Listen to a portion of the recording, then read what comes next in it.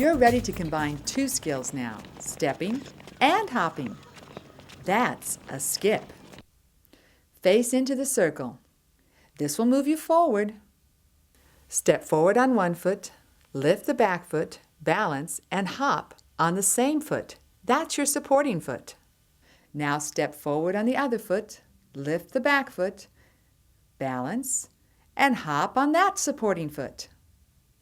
Again, one foot forward, lift the other, hop in place.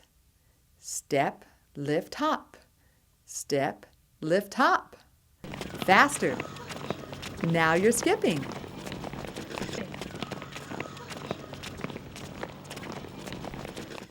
Can you see what's happening here? If you can't skip, you usually can't hop on one of your feet. It's probably the left foot. Can you see the foot that's missing the hop?